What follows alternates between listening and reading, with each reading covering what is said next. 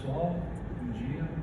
Então, eu me chamo Kleber Artani, eu sou professor de educação física. Eu dei aulas em mestrado e pós-graduação na Universidade Gama Filho e desenvolvi um trabalho, como disse o Otávio, pautado no repouso, a fisiologia do repouso. Ou seja, o que acontece com a fisiologia do corpo humano quando o indivíduo experimenta níveis, no estado hipometabólico, níveis de repouso muito acentuados. Eu sou professor de meditação transcendental há 42 anos. Eu me formei em educação física depois de ser professor de meditação transcendental. E como o Dr. Roberto abordou a questão do estresse, eu acho que nós podemos começar por aí. Nós sabemos que o estresse ele bloqueia a eficiência. E o que nós temos hoje em dia é uma qualidade e quantidade de informações infinitamente maiores do que aquelas que nós vimos, por exemplo, há 50 anos atrás, quando a televisão era em preto e branco, quando era muito difícil para o indivíduo ter uma linha telefônica. Então nós vemos que o mundo mudou muito. E segundo os médicos, o mal do século é chamado de cansaço. O cansaço se apresenta em dois níveis, o que nós chamamos de fadiga e o que nós chamamos de estresse. A arma mais natural que nós temos para combater o estresse e a fadiga também é o sono noturno. Porém, o que nós observamos é uma redução baixa do ritmo metabólico. O que nós temos é aproximadamente entre 6 e 8 horas de sono, uma diminuição em torno de 6 a 8%, 6% do volume respiratório, do consumo de oxigênio durante esse período de tempo. Então vocês imaginem que isso acontece desde que o mundo é mundo. Só que o mundo mudou. Hoje em dia nós temos uma quantidade de estímulos infinitamente maior do que há 50 anos atrás, e eu arrisco até a dizer que a qualidade do sono noturno hoje é bem pior do que há 50 anos atrás, haja visto a quantidade de medicamentos que são prescritos, que são usados na sociedade. Esse assunto do estresse, para mim, foi muito impactante dentro da faculdade, porque vocês imaginam que o que um professor de educação física procura fazer é aumentar o ritmo metabólico. Muitas evidências científicas demonstram resultados positivos, porém isso tem um limite tênue, que se for ultrapassado, acaba gerando graves problemas para as pessoas, que é o que nós conhecemos pelo estresse. Esse assunto ele foi inicialmente apresentado por um médico chamado Hans Selye, na década de 60. Os estudos evoluíram muito, e o que nós vemos hoje em dia é que algo em torno de 80%, até um pouco mais, 83% das doenças são psicossomáticas e têm uma relação íntima com essa questão do estresse. O que nós experimentamos na prática da meditação transcendental é um mergulho em nós mesmos. Então imagine que é muito parecido com a experiência do sono noturno, inicialmente. Porém, com um pequeno detalhe, o indivíduo não dorme. Ele vai experimentando paulatinamente a redução do ritmo metabólico, sem que ele entre no estado de sono, profundo sono ou sonho. Isso foi detectado por um médico chamado Robert Kit Wallace em 1971, foi publicado no Jornal Americano de Fisiologia e foi um dos estudos que pautaram todos os outros que vieram posteriormente. Esse quarto estado de consciência é um estado onde a pessoa está mais relaxada do que o sono e, ao mesmo tempo, ela se encontra mais alerta do que o estado de vigília. Então, imagine que durante o sono, a pessoa diminui em torno de 6, 8% o consumo de oxigênio. Durante a prática da meditação transcendental, não é difícil nós encontrarmos uma redução, em média, de 60% do consumo de oxigênio. Então, isso de forma absolutamente natural. Isso induz o corpo a um estado extremamente estável, permitindo que a inteligência interna do corpo possa atuar em todos aqueles processos degenerativos que, se não forem controlados ao longo dos anos, acabarão gerando doenças crônicas. Isso para mim foi muito impactante na universidade, porque eu tinha que discutir isso com professores que acreditavam muito exclusivamente na atividade física como sendo o carro-chefe para o indivíduo manter uma boa saúde. Eu tive a oportunidade ao longo desses anos de treinar grandes atletas, como Nauber no vôlei, 8 anos campeão em todos os níveis, dirigiu a seleção brasileira, foi capitão da seleção brasileira, o Flávio Canto, Fernanda Keller, esse pessoal que hoje pega onda em Nazaré, não sei se vocês já viram essas ondas gigantes. Então, o Lucas Chumbo, que atualmente é o campeão, Carlos Burri, Alexandre Ribeiro, 4 vezes campeão de Ultraman, e tantos outros atletas que me permitiram observar o quanto o desporto de alto nível é desgastante. Acho que o Otávio falou sobre isso hoje. E o quanto uma boa técnica, vamos usar esse termo de relaxamento, poderia melhorar a performance desses atletas, já que muitos começam a sofrer de doenças crônicas difíceis de serem tratadas. O que nós vemos é uma redução da excitação mental durante a prática da meditação transcendental, conduzindo o indivíduo até níveis mais refinados do pensar. Então a pessoa vai usar um pensamento específico e, através de um protocolo, ela experimentará níveis mais refinados desse pensamento. E esse processo de interiorização, ele acaba culminando com a percepção do lugar da onde um pensamento nasce. Culmina com a percepção do intervalo entre um pensamento e outro. Entre um pensamento e outro, existe um espaço de alerta, um espaço de silêncio consciente, um espaço onde o silêncio ele é dinâmico, ele tem movimento. E o assunto que hoje em dia está muito em voga é a questão da consciência, que é algo absolutamente abstrato, mas da onde todo o poder que existe nos pensamentos emerge. Especificamente, o que os médicos têm chamado de inteligência e criatividade. Então, esse é um campo, fonte de inteligência criativa. É uma experiência de profunda paz interior, um silêncio inimaginável, onde o indivíduo está totalmente desperto dentro de si mesmo, ao ter esse tipo de sensação, porque não é nenhuma experiência. Quando nós falamos sobre experiência, deve existir alguém que experimenta alguma coisa. E nesse caso, não.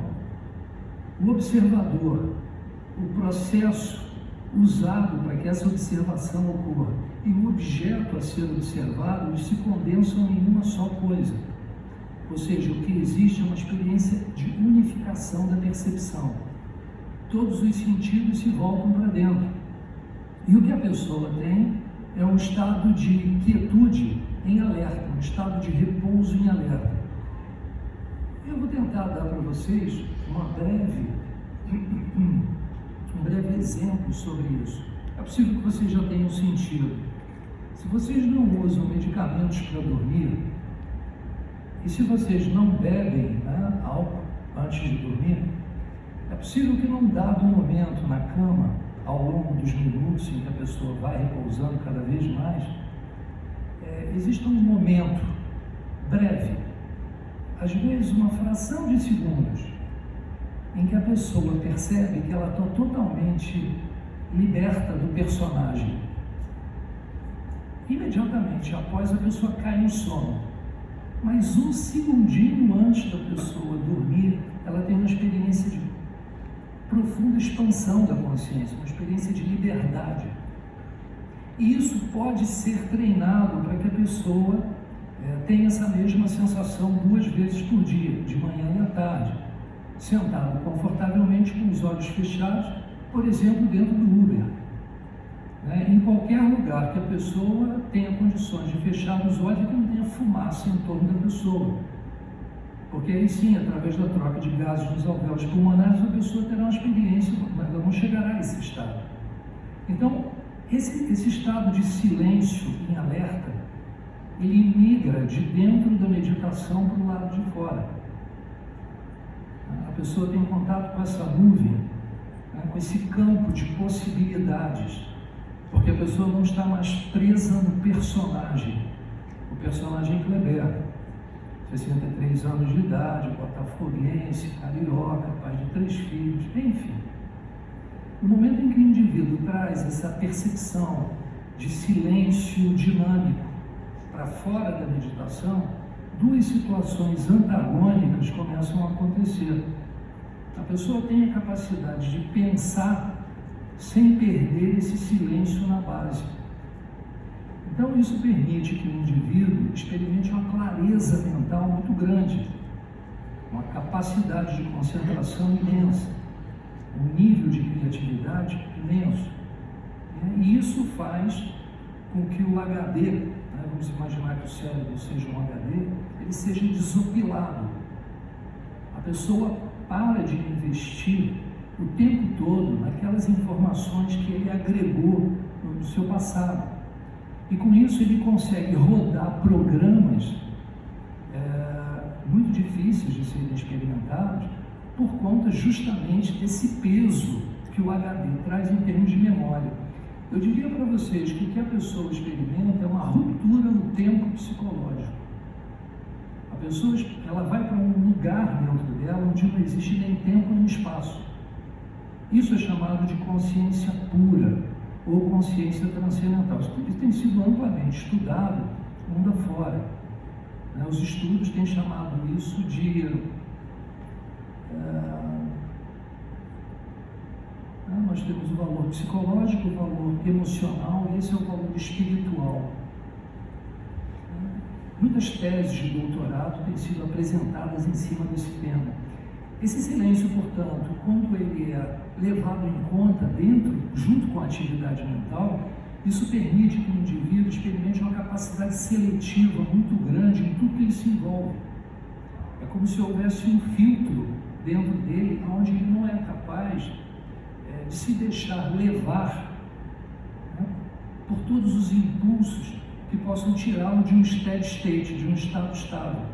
O Dr. Roberto mostrou o aspecto fisiológico, o aspecto metabólico, o funcionamento cerebral. Eu estou contando aqui para vocês a experiência quase que sobre um aspecto filosófico. Então, essa expansão da percepção permite que o indivíduo coloque áreas em lugares da mente que normalmente ele não usa. E isso permite o desenvolvimento de habilidades que são muito difíceis para serem desenvolvidas, especialmente por conta dessa memória. Entendam que ao longo da vida nós trabalhamos através de um processo de reconhecimento.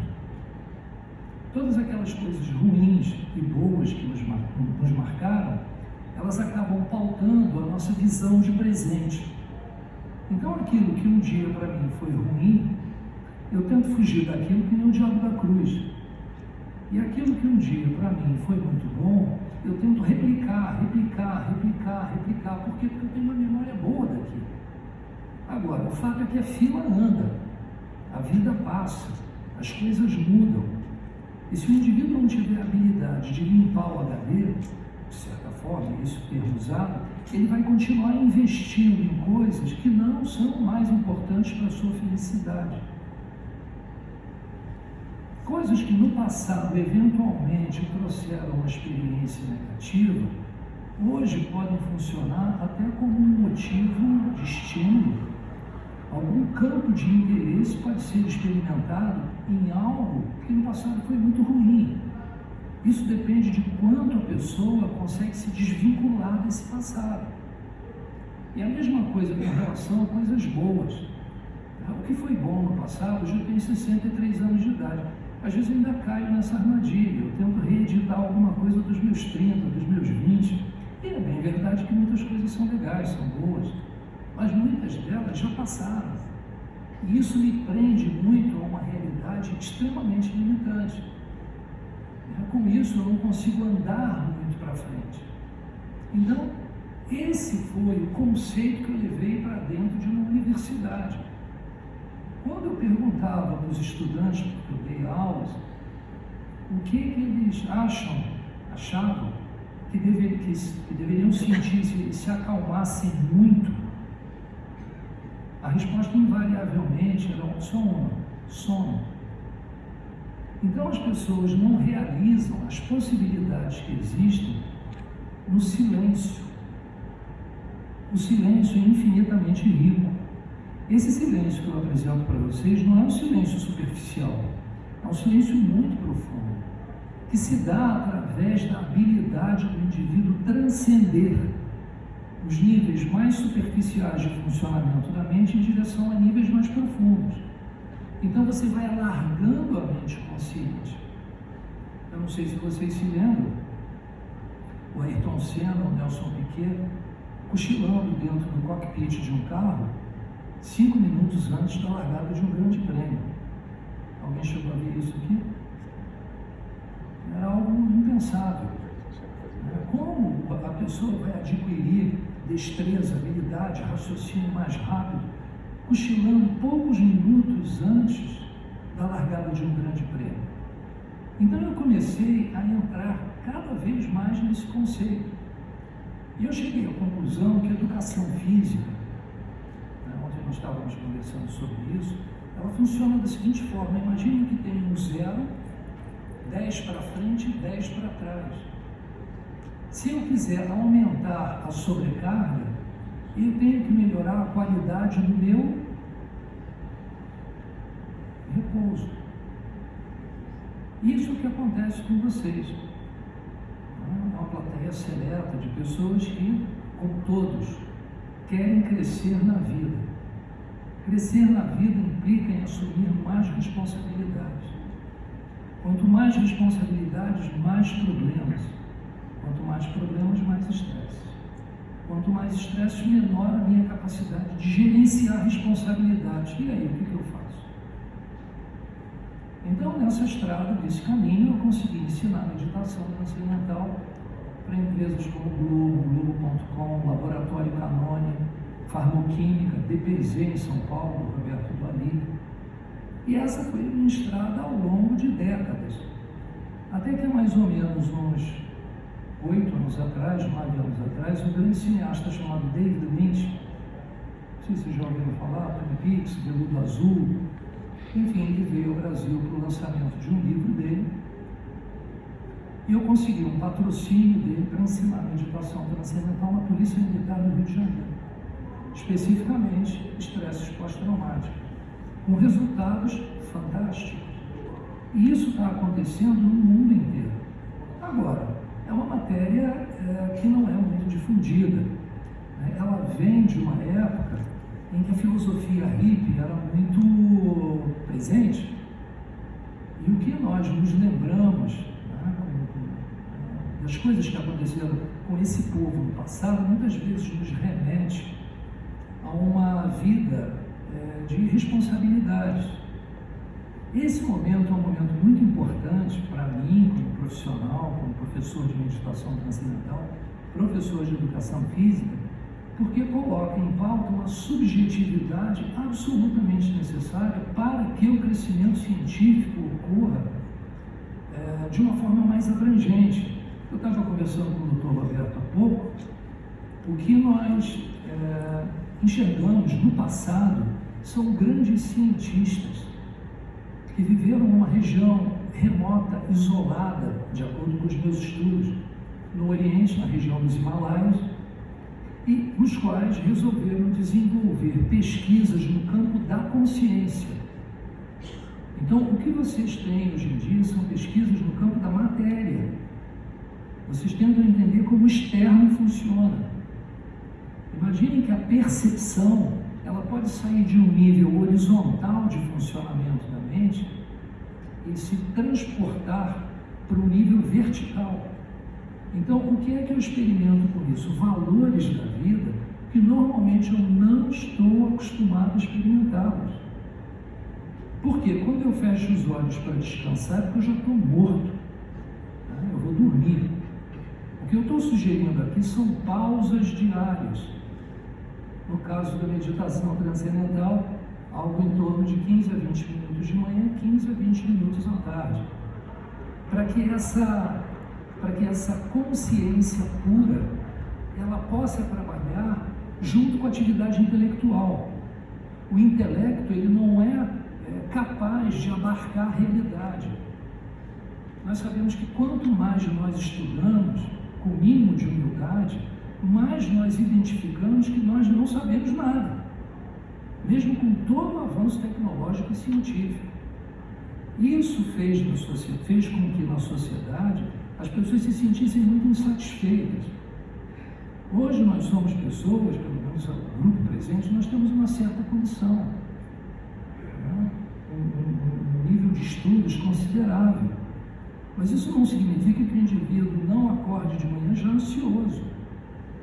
E isso prejudica todas as atividades da pessoa ao longo do dia. Por quê? Porque ela tem que gastar muito para render pouco. Quando eu não me sinto bem, o que eu tenho que fazer é fingir que eu estou bem. E isso é uma mão de obra danada, isso é um cansaço danado. No final do dia eu estou estourado. Vocês devem perceber que quanto mais à vontade eu estiver, mais fácil fica para eu me comunicar com as pessoas à minha volta. Mais fácil fica para eu manter um estado estável. Então, rapidamente eu quero mostrar alguns slides aqui, só para dar uma noção a vocês do lugar de onde eu trouxe, né, esse discurso que eu estou apresentando para vocês. Vamos lá. Essa é a organização que trouxe essa técnica de meditação, que, diga-se de passagem, é diferente das outras, porque não envolve um pingo de concentração, um pingo de controle mental. Isso pode ser ensinado por uma criança a partir dos 5 anos de idade. Imagina quanta ritalina nós colocaríamos de lado com uma possibilidade como essas. Mais adiante, isso vem da Índia. Esse foi o professor do meu professor. Ele foi um papa na Índia. Como existem papas aqui, papa no Ocidente, ele foi um papa do hinduísmo. Esse senhor assumiu um posto que anteriormente estava vago por 150 anos. Uma pessoa tida como um grande filósofo, um grande santo. Esse senhor treinou milhões de pessoas, porque como um papa, muitas pessoas tiveram acesso ao conhecimento dele. Mas em especial, um deles foi o meu professor, foi quem me treinou de uma forma mais profunda, chamado Maharishi Mahesh Yogi. Esse senhor que está embaixo no gráfico. Ele foi um físico quântico que se tornou monge aos 27 anos de idade. Então, depois de um longo período de isolamento dentro de cavernas na Índia com físico quântico, ele então desceu para as grandes cidades com uma grande percepção, uma grande sacação de unir ciência e espiritualidade. Imediatamente ele foi convidado para vir para o Ocidente. Aliás, antes de chegar no Ocidente, tá bom aí. No Ocidente, o que ele fez? Ele juntou uma série de pesquisadores e começou a apresentar esse conceito da consciência pura para cientistas, para pessoas extremamente cartesianas. Ali nós vimos o Dr. Hans Selye, primeiro o Dr. Byron Higbee, depois um físico quântico, o Dr. Sudarshan, Dr. Hans Selye, o Dr. Lawrence Domash na pontinha, e do lado dele um prêmio Nobel, o Dr. Brian Josephson, Nobel por Cambridge, em 1973.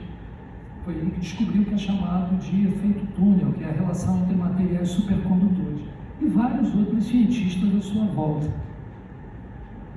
A partir daí surgiu uma universidade que resolveu estudar a meditação transcendental. Isso aconteceu na Suíça, na cidade de Silisberg, uma cidade muito interessante que fica às margens de um lago chamado Lucerna. É possível que você já tenha ouvido falar. Nessa universidade, muitos estudos foram feitos. Imagine que esse é um polígrafo de 18 canais, utilizado em 1972,